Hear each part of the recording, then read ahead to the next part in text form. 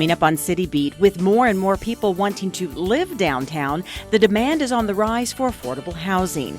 We'll show you the newest apartment complex set to open in 14 months, right next to the entertainment district. Plus, we'll tell you about an app that is growing in popularity. It's like a high-tech neighborhood watch. Find out why many communities are finding it's helping them fight crime while getting to know their neighbors a little better.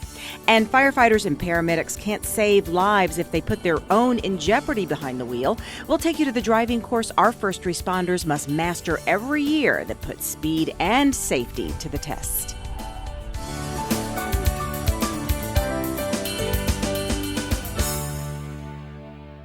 Hi, everybody. Welcome to City Beat from Fremont East. I'm your host, Nancy Byrne. Many years ago, this was established as the entertainment district in Las Vegas, and it just continues to grow and become more successful. But as any city leader will tell you, in order to have a successful downtown, you don't just need places for people to play and work, you need places for people to live. Now, you might think with some of our residential towers, such as Jewel, the Ogden, and the Lofts, we'd be in good shape. But as more and more people want to move downtown, moderate pricing is key. And moderate pricing is exactly what interested residents will get when they're handed their key to the brand new 9 Fremont in 14 months. Downtown Las Vegas has taken on a life of its own. The energy and excitement here continue to grow, and that is now prompting a desire by many who want to live in the same thriving community where they work and play. There are several high-rise options, but they typically carry high price tags, and most are already full. The demand now is for moderate-priced housing. We are very, very excited to launch this project today. It's been something that has been much needed in this area. Enter Downtown Project and their latest venture, Fremont 9.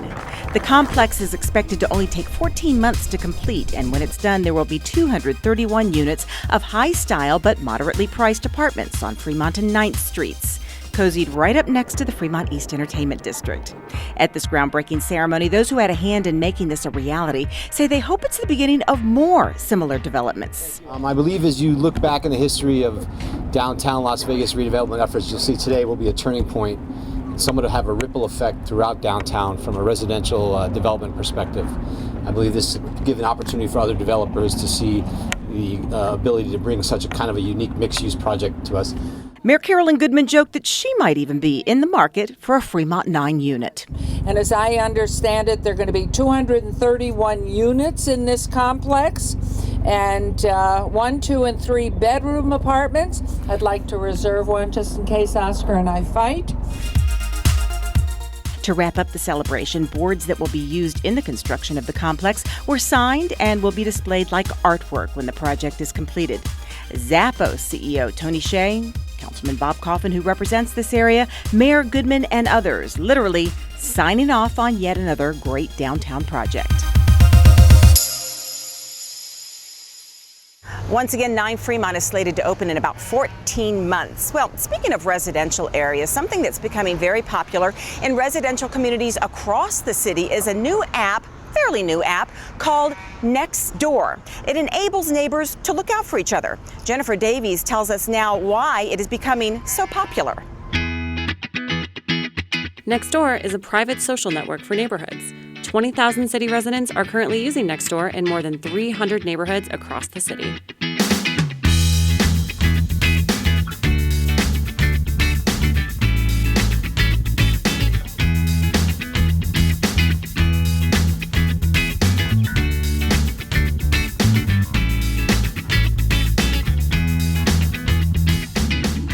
I realized that my neighborhood had a great opportunity to become better communicators. It gives a great sense of community involvement for my particular neighborhood, and we really enjoy it.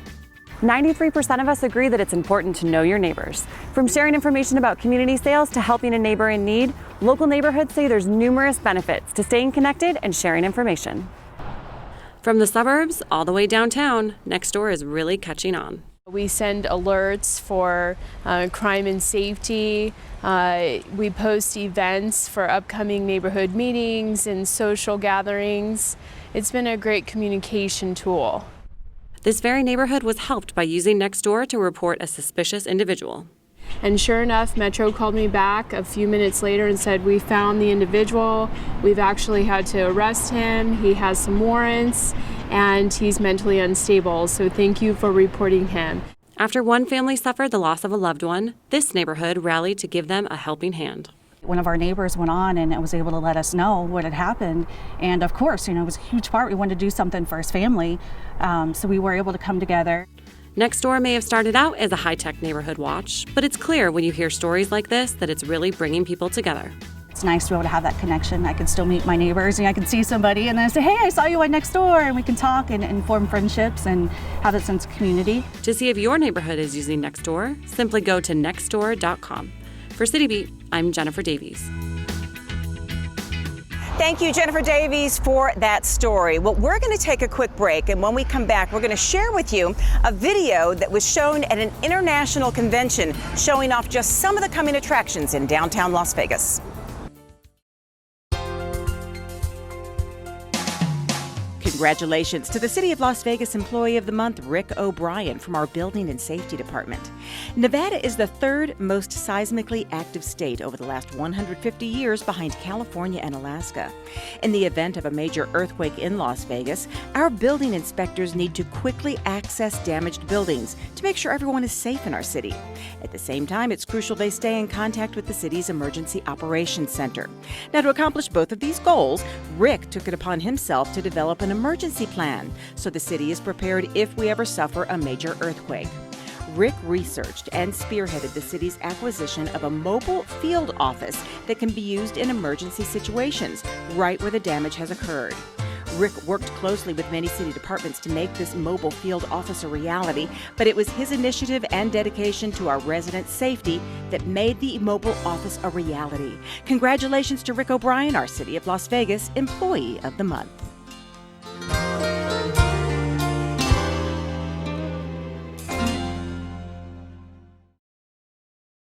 Welcome back to City Beat from downtown Las Vegas, an area of our city that continues to grow and revitalize. As a matter of fact, we here at KCLV TV were put in charge of producing a video for our Department of Economic and Urban Development. They showed it at a convention targeting the shopping center industry, a convention attended by some 36,000 people. It clearly illustrates our growth. We called it Coming Attractions.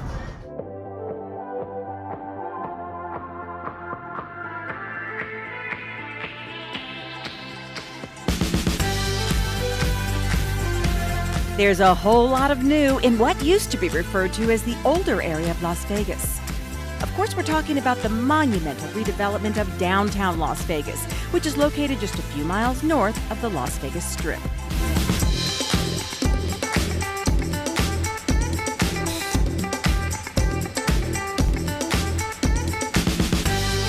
But if you think it's too late to be part of the Renaissance, think again. We're just getting started. Let's just take a look at some of the projects that are on the verge of coming to life in downtown Las Vegas. And there's no better place to show off the city's coming attractions than right here. Under construction here at 3rd and Gas Streets is a $20 million multi-entertainment complex called Eclipse. And what you got behind me is an 8-theater complex that will be showing all first-run movies. We're going to have 2 bars, a restaurant, some private indoor golf suites on the first floor to enjoy indoor golf in the air-conditioned climate. And we'll also have a luxury lounge and an outdoor patio for you to enjoy a drink on the patio overlooking downtown Las Vegas. This is the type of golf simulator that will be going inside Eclipse. Just tee off and watch the screen to see if you hit the green or the water. All while eating and drinking nothing but the best, and nothing like you'd normally find on the course snack cart or movie theater concession stand. We'll have servers taking those orders. We're also going to be offering high-end food, things as Wagyu sliders, truffle fries, cocktails, a little bit of everything. Chris Hazelton and his business partner, Nick Steele, have been working on the concept for 2 years now, and both agreed downtown Las Vegas was the place to premiere this project. Things that are going down here, there's been people here, it's growing, we want to be a part of the good vibe. Which brings us to more coming attractions. Welcome to Venice, which is the name that will go on this office and retail project on California and Casino Center Drive when it's completed. We have a new construction restaurant, office, and retail space going in right behind us. We have about 15,000 square feet in the building. The second story right now is going to be office, and the bottom story, which is going to be about 5,000 square feet, will be retail and restaurant space. It's going to be breakfast. It's going to be a breakfast restaurant. They'll be open 24 hours a day. Zachary Dickmeyer and Jordan Minarsik say the building is already about 75% pre-leased, but they do have some other projects in the works in that same area of downtown Las Vegas. Just around the corner from Venice is currently the Rat Trap, soon to be a restaurant. It's a pretty sure bet they'll be changing that name. We've been talking with a company that is super passionate about being down here and want to do a restaurant down here. A perfect fit being directly across the street from these two downtown hot spots, Makers and Finders and Hop Nuts Brewing. Also in the works? So the bottom floor of the attic will be a bottle shop and a restaurant. So the bottle shop will be selective bottles, wine and beer that you'll be able to try and then take with you. The restaurant will be kind of an American tapas style. The names are coming. Meanwhile, at the corner store next to Buffalo Exchange at 1201 South Main Street, Los Angeles-based restaurant, bar, and nightclub entrepreneur Chris Pike is opening Tacos Huevos. It's a breakfast and lunch eatery that he hopes will eventually be open 24 hours a day. In this area, this is also something coming, some badly needed residential space. We've got a project on the corner of Charleston and 3rd, where the old Mona Lisa is located. That entire corner is being dozed, and there is a big project going right there. Right now it's set up to be 64 units of apartments. They plan to have about 2,000 square feet of retail space in that complex as well. Zachary and Jordan say when it came to building, there was no question where they would make their mark. The passion down here is just incredible that you get from the small business owners, from the consumers that are down here, coming down here to visit. The passion for Las Vegas and for downtown is just incredible. And they're not alone in their love for downtown Las Vegas. More and more people want to live downtown, and currently there are not enough market-rate residential rentals to keep up with the demand. Downtown Project, a private urban revitalization entity, just celebrated the groundbreaking of this 231-unit complex. It's a coming soon beautiful property located near the entertainment district on Fremont Street. But still, more residential opportunities are needed. John Tippins, who manages high-rise residential towers Jewel and the Ogden, says the Ogden is converting back to for-sale units only. Jewel's 341 units are rental for now, but it's 100% occupied. And when a unit opens up, there's a waiting list to get in. The biggest need is smart housing. And when I say smart, it's the right size floor plans. It's a rental property. It's within access to other amenities that aren't, like this community here has, 50 things that you can walk to. And so the customer is willing to pay for that. Meanwhile, he's just keeping busy giving people even more reasons to desire downtown living. The ground floor of Jewel is now filling up with entertainment venues. Here at Jewel, we opened Classic Jewel, different spelling, but it was our first little jazz bar in downtown and has been a tremendous success for the building and for the community. Also recently opened here, Le Feu. The owners of this establishment have several other Las Vegas restaurants, one also in the downtown area. I think the real story there is that this isn't their first opportunity in downtown, that they had such good success with La Thai and then Bocho that they felt the need to open a new concept that didn't exist in downtown, which was Le Feu. And the once empty space on the other end of Jewel's ground floor will soon be home to another restaurant, Greens and Proteins, a combination fast food, health food restaurant. More coming attractions can be found in the Arts District. We caught up with Michael Park, a broker developer in the Arts District. He believes every successful city has a cultural district. My primary focus is redevelopment of the core, which includes the Arts Factory, Art Square, Mission Linen, and the new development on Main Street called First and Main. That space will be about 19,000 square feet. It'll be a mix of creative office, galleries, typical retail for kind of a cultural district type retail, and restaurants, and probably some nightlife. He says some leases are already signed for that project, and they are in talks with a couple of different restaurants. Michael Park has confidence in the direction of the Arts District. He works primarily with the Kermani family, developers with a rich history of redevelopment in downtown Los Angeles. Jonathan Kermani heads up the Las Vegas venture. Obviously, we're a different animal altogether. We don't have 17 million people surrounding our downtown, but there is an opportunity here, and he just wants to be a part of that. Our next and final coming attraction takes us slightly out of the downtown area to what many consider our hometown shopping center, Meadows Mall. Meadows Mall is a very community-driven and community-focused property. We love the community, and the community loves us. And the community is bound to love what's coming down the pike for their mall. So we're very excited to announce that we're going to be opening our new store here in Las Vegas in the Meadows Mall. Carissa is coming to Las Vegas. There are 9 other stores in California and Arizona, but this will be their first store in Nevada.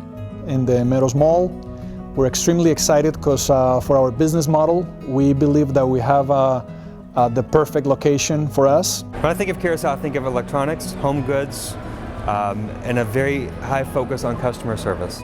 Chris White says this store and its products are a perfect fit for Meadows Mall and is exactly what the nearby community has been looking for. And we're very excited about this store because we believe this could be the new format in which we can expand to the future to other areas. So this store is extremely important for us, and we need it to be very successful for that reason. Being able to announce this new anchor store gives Chris confidence in continued growth and improvements, not only at the mall, but to the entire neighborhood. I'm extremely excited about the future of Meadows Mall and the area surrounding Meadows Mall. I've been at this property for a year, and the transformation I've seen in the surrounding area is just phenomenal. Those are just a few of the coming attractions for the city of Las Vegas, particularly in the downtown area. But it's not the end. If you would like information on what's available downtown, in fact, all over our city, you can contact the Department of Urban Development at 702-229-6551. Something else that's really growing downtown is public art, and the latest installation can be found right behind me at the Mob Museum.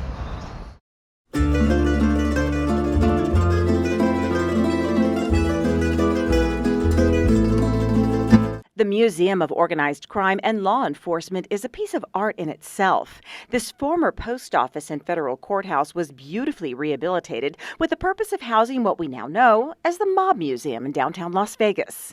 So it was only a matter of time before outdoor art would make its way to one of the larger blank walls outside the building. The idea came from a stroll taken past some of the city's public art by Jonathan Ullman, executive director for the museum, and Brian Paco Alvarez, art curator and historian for Zappos. And we were reflecting on all the amazing public art projects that have taken foot down here, and amazing artwork, largely since the time that Zappos moved into the former City Hall headquarters. And I had remarked to Paco about how much we would love to be able to beautify our surrounding grounds. And so it was right at that moment that I could see the light bulb go on with Paco. That light bulb had a name, artist Miguel Hernandez. Paco promised to come back with some ideas from Miguel, and that's how this mural was born. It was mere hours later that I got an email from Paco with the first rendering of the amazing, what we refer to as the classy garage that is behind all of you. A classic garage that houses a 1933 Rolls and a 1933 Duesenberg. At the ceremony featuring the mural and the artist, Alvarez spoke not only of Hernandez's talent, but of the inspiration he has had on the Zappos family of employees and so many others in and around our city. Miguel, you're a gem of a human being to work with. You have inspired a lot of employees to also create. We have an amazing art program where we invite artists from the local community, regionally, internationally, and a lot of that inspiration is because of you. In fact, to put it more succinctly, you're just cool. Thank you, everyone. Mayor Carolyn Goodman presented a proclamation that had the entire crowd cheering for their beloved artist. Hereby proudly proclaim today, May 16th, 2016, as Miguel Hernandez Day in the city. A proclamation he humbly shared with the community. This day, it doesn't belong to me. It belongs to a lot of people. It belongs to Paco, Zappos, everyone out here. Yeah, it's not just for me. It's for us, it's for the community, it's for Las Vegas. So thank you so much for this day. I really do appreciate it.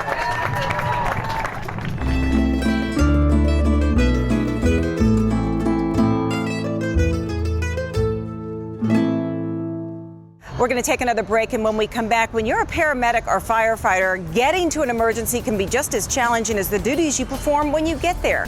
We'll take you to some of the extensive training they go through to drive. Hey, Hard, what's this? That's my resignation letter. You're resigning? Why? Because you're constantly ignoring me. You're half as active as you used to be, and you eat stuff like this. You've been putting me under a lot of pressure lately. That's why I'm ready to quit. I forgot. I'll do better. Please, don't quit on me. Okay. But remember, it's not what you say, it's what you do.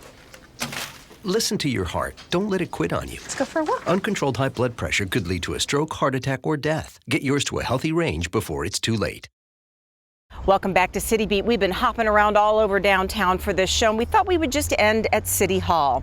You know, there is a misconception among many that the city of Las Vegas actually runs the schools in our city, when that's actually the job of the Clark County School District. However, in 2014, the Clark County School District Superintendent Pat Skorkowski put out a call for all entities across the county to work together to keep our kids in school. Now, the city of Las Vegas welcomed that challenge, but it had actually been working toward that goal for many years.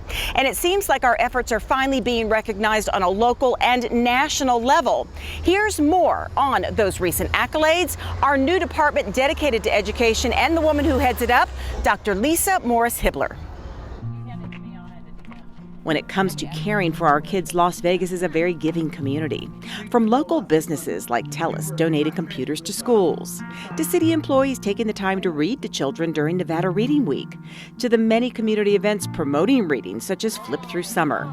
The city of Las Vegas has always answered the call to be an outstanding partner in education, to keep our kids in school and provide them with the tools to succeed, and we are not letting up on that mission.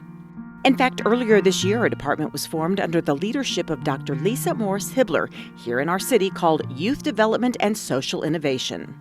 And I'm really grateful to the city of Las Vegas for really stepping up and taking on a role in educational support. Dr. Morris-Hibbler says she hopes residents understand that the city does not run schools. That's the job of the Clark County School District. But Las Vegas has and will continue to provide support to our schools and students in a variety of other ways.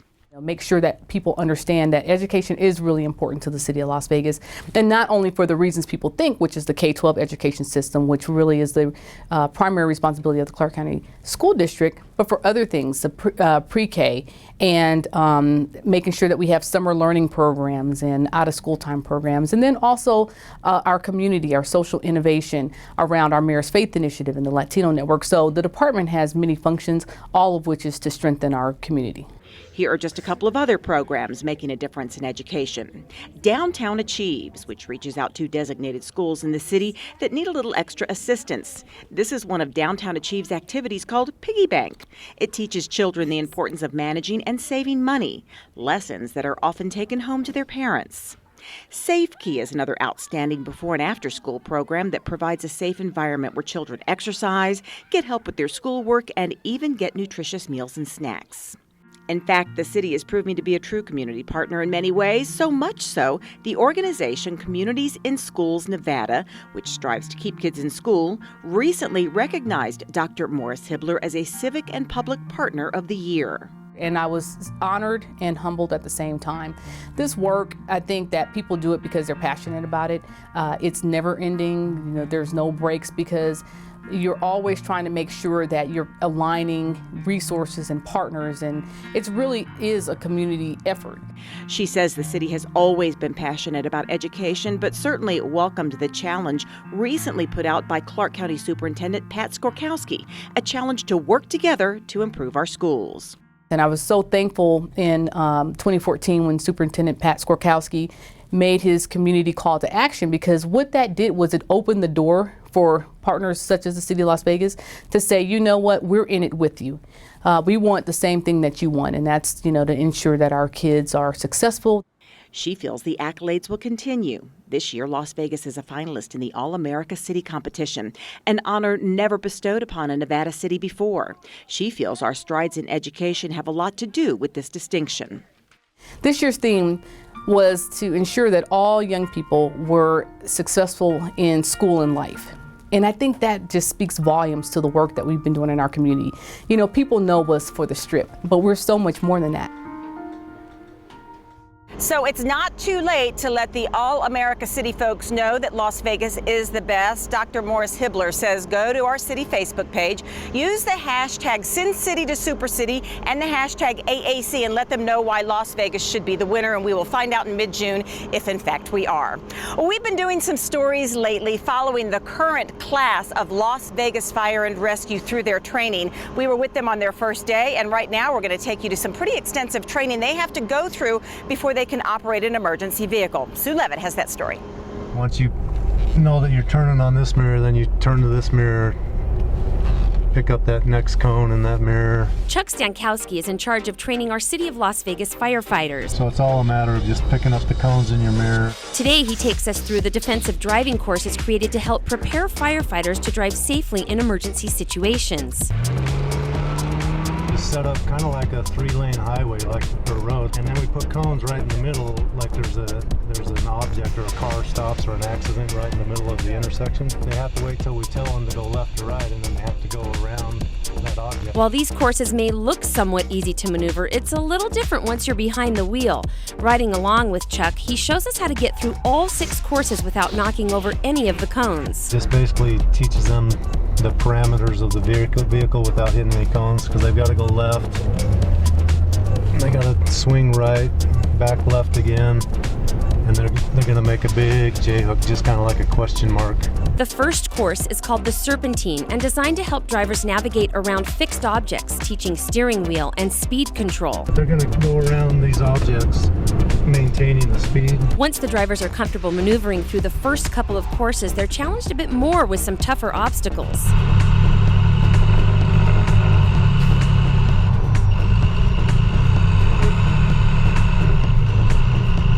On the streets, we'll run into a lot of drivers that may not be aware of how to act around ambulances or engines, and we have to be able to do invasive maneuvers to avoid accidents.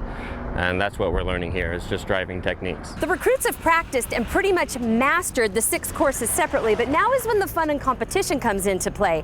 Now what they're doing is going through all 6 courses together and seeing who can do this in the best time. Ready, set, go!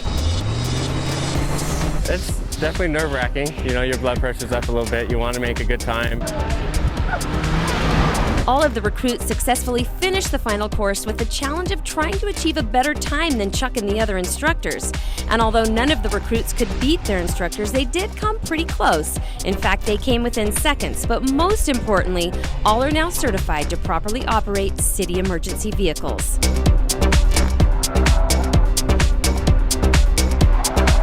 So once you get out of the academy and onto the floor, take these skills that we teach you and then practice them every day you drive that rescue. For City Beat, I'm Sue Levitt. Our firefighters are required to take that course and, of course, pass it once a year. Thank you, Sue Levitt, for that story.